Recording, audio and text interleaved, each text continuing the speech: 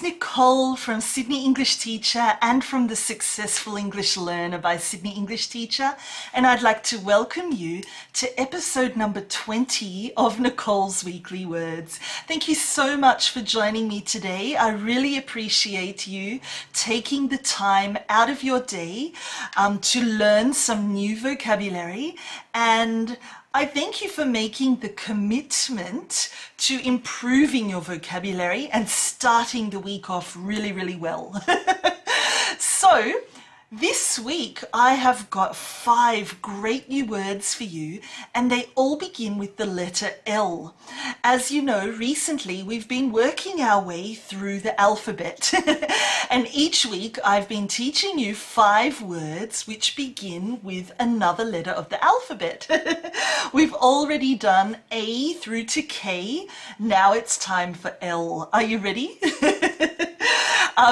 For those of you who are joining me live, please do stay till the end because you'll soon be able to download the worksheet from today's live online lesson. For those of you who are watching the repeat of this session, please go and visit my Facebook group, The Successful English Learner by Sydney English Teacher, and you'll be able to download the worksheet for episode number 20. Which includes all of today's words, all of their meanings, all the example sentences that I give you, and more importantly, lots of room for you to take your own notes as well. Okay, so are we ready? Great, I've got some wonderful words starting with L. This week they are laborious, lenient, lethargic, loathe, and lifeblood. Maybe you've heard some of them before, maybe you haven't.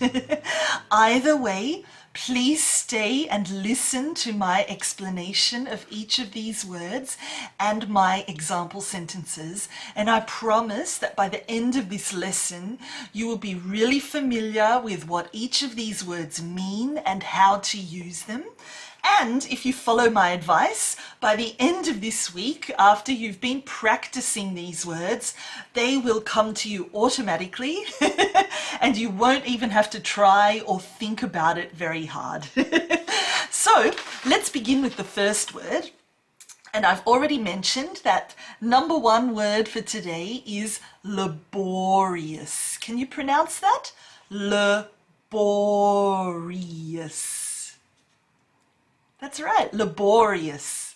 So you can see there's a stress and emphasis on the bore part. And the beginning, even though it is spelled L-A, we don't pronounce it la, we pronounce it l. So it's laborious. Perfect, okay. So what does this word actually mean? Well, laborious means that something takes a lot of work, you know, it takes a lot of effort to do this. You need a lot of perseverance, I suppose, to complete this particular task or to see it through to the very end. You know, something laborious is usually something that is quite boring, I'm sorry to say so. It's boring and repetitive, and it really needs a lot of focus, I suppose, a lot of care, and a lot of attention to detail. So for that reason, you know, it takes a lot of time, it takes a lot of effort, it takes a lot of work, and it can be quite boring, quite tedious. So laborious is what we describe that. So as I said, it's a task that takes a lot of time, a lot of effort. Another word we could say for this is arduous. It's arduous. So it's a long and detailed task. It's not very much fun at all. And, you know, most people consider this particular task to be quite uninteresting. Therefore, they describe it as being laborious. So, you know, a person who is laborious is someone who is really, really hardworking, you know, someone who doesn't give up, Even if they're doing the most boring of activity or the most repetitive of tasks or the most difficult of activities, they don't give up. They continue to the end and they stay focused. So a person who does that can also be described as laborious. So I hope that's nice and clear. Let me give you some example sentences. First of all, she has finally begun the laborious task of sorting through her papers. I hope it doesn't take too long and that she doesn't give up halfway through. Next, baking 1,000 cookies for the school celebrations is definitely a laborious process. Or looking after this huge garden and keeping it tidy for the entire year can be seen by some as being laborious. But me, I love it. So there you go. That's the first word, laborious. Let's move on to number 2. And I've chosen to teach you the word lenient. Can you pronounce that? That's right. Lenient. Lenient. Perfect. So lenient is usually used for laws or for discipline, I suppose, to show that a punishment or that rules are not really severe, you know, they are fair and they're quite forgiving. So in terms of law and discipline, it's when the rules are not as strict as you would expect them to be, I suppose. They're quite lenient, they're quite forgiving, they're not as harsh as they should be or as they usually are. So it's often used when you're talking about a punishment or a judgment that is not as strong as expected.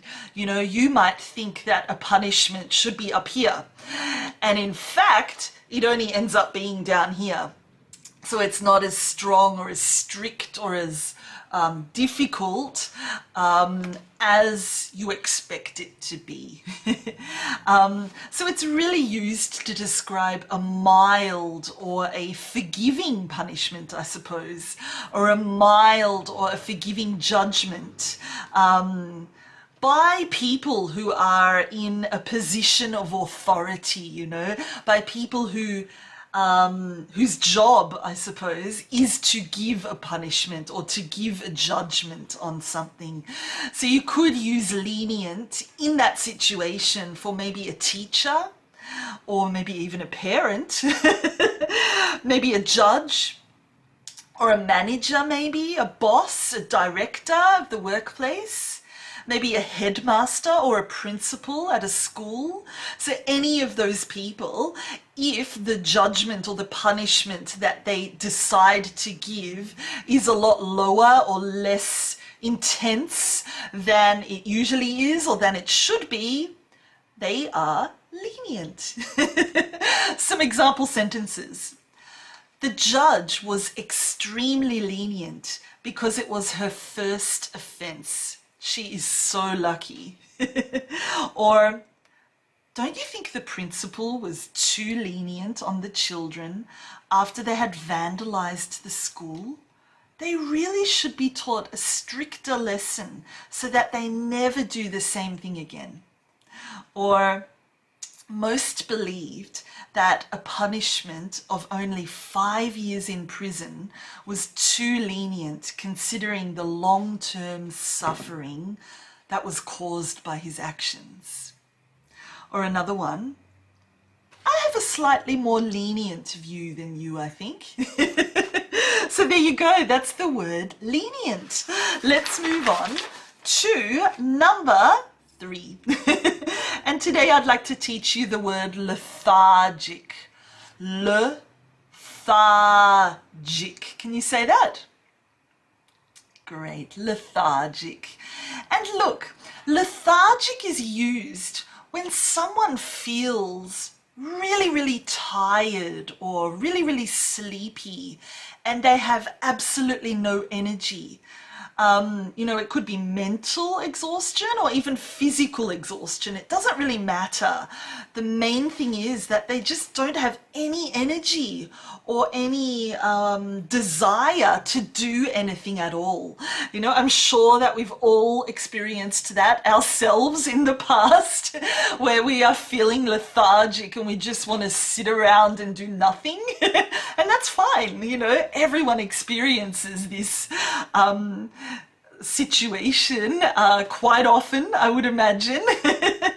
But it's when someone feels really, really, really tired, has no energy, and doesn't want to really do anything. So if a person is lethargic, as I said, they have no energy, they have no enthusiasm for anything. They're really uninterested, I suppose, or you could maybe say that they are switched off, or that they switch off. You know, turn the light on, turn the light off. They just don't want to do anything. Yeah, I suppose you could say they're a couch potato, but sitting on the couch watching movies and eating doesn't necessarily mean you're lethargic, you know. We might do that every day and we might not be lethargic. So lethargic is just that feeling of being extremely tired and sleepy and having no energy and no desire, no interest. Let's give some examples. Are you ready? The patient was lethargic after the operation and he needed as much rest as possible. Or he was too lethargic to even get dressed, so he spent the entire day in his pajamas. Oh, I've done that many times. Have you? I'm sure you have. In the 40-degree heat, I feel so lethargic. All I really want to do is stay at home on the couch and watch movies. I'm sure you agree with me there. When it's really hot, you don't feel like doing anything, you know, you just want to stay in the air conditioning and relax. Final example sentence. You need some sugar. That's the answer when you're feeling lethargic, according to me. Would you like one of my lollies? I never say no to lollies. Wonderful. Okay, moving on to our next word, and it is loathe. Can you say that? Loathe. Yeah, so it's a TH, but it's the vibration TH. That's right. Loathe. Perfect. So look, loathe, it's easy to remember because it's simply another way of saying hate or another way of saying detest. You know, it's when you really, really, really, really, really don't like something. So when you greatly dislike something or someone, it can be used for a person too, I suppose, you really have strong feelings of hatred towards them in that situation. You loathe them or you loathe it. So yeah, how else could I explain it? It's an intense feeling of detest, I suppose, or dislike, or maybe even disgust. An intense feeling of hatred for something or for someone. And it's not easily reversed. You know, if you loathe someone or something, it's really, really hard to change that feeling.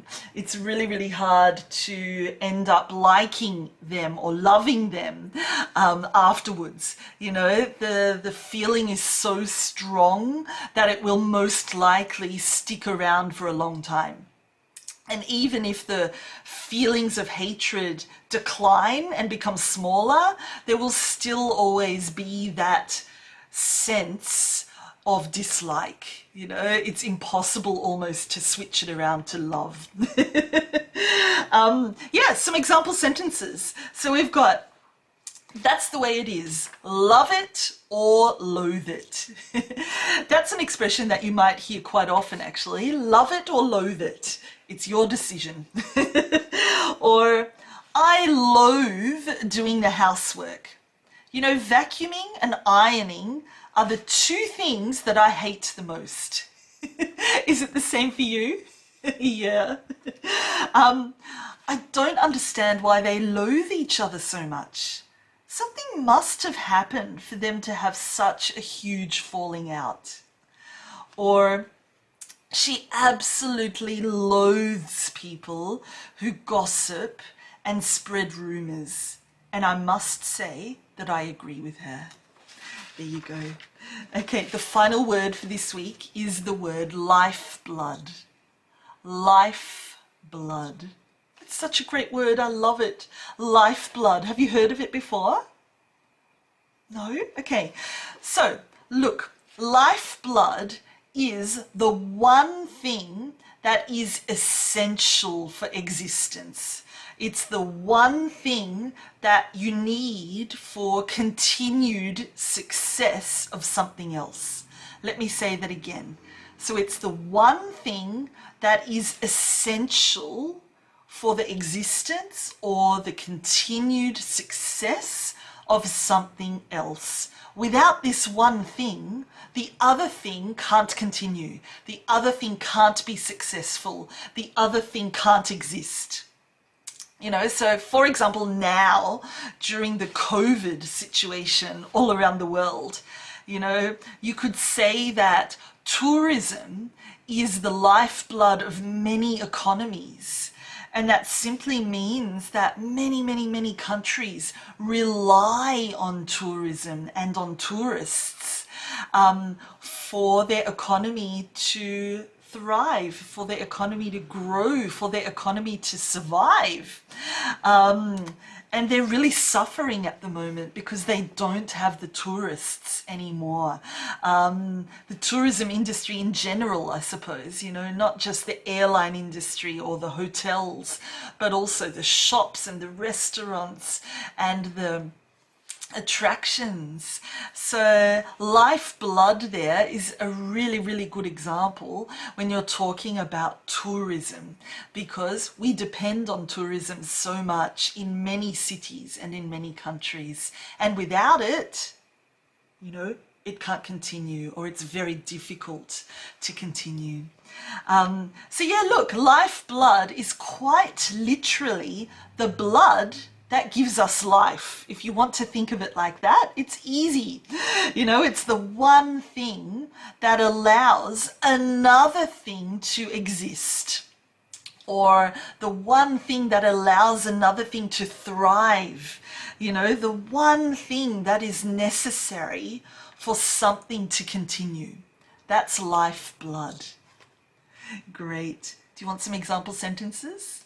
Let's do it. This town's lifeblood has always been its fishing industry. Or, international students have become the lifeblood of this university. Without them, it won't survive. Or, small businesses are the lifeblood of the economy. We need to support them, especially now during these difficult times. Whew, so there you go. There are 5 words for this week, all beginning with L. We had laborious, we had lenient, we had lethargic, we had loathe, and finally we had lifeblood. Which of those do you like the best? They're all pretty good. Yeah, I like lifeblood. I think that's a really great word and an important one for us to remember and to try and use. So I challenge you this week to use these words as often as possible. You know, go back, watch this video again, take notes, print out the worksheet and look at my explanations for each of the words, and really take the time to write your own example sentences so that you're internalizing these words and making them your own. Yeah, and as I said, make an effort to use them. Put them in sentences. Try to use them when you speak this week. And if you do that, by the end of the week, you'll know them. with your eyes closed, you know. You'll know them so well that you'll be able to use them automatically. And the next time you hear any of these words, you won't have to think very much about them because they're already here. You know what they mean. So that's all for this week, for week 20, for episode 20 of Nicole's Weekly Words. I say a huge thank you for joining me. I really hope that you enjoyed learning these words and that you come back again next week for episode 21 because I've got 5 even better words to teach you next week. If you have any questions, please do ask in the comments section below. I'm here to help, and I always read and reply to every single comment. So yeah, have a wonderful week. Have fun using and practicing these great new words, and I hope to see you again next week for episode 21. Bye everyone.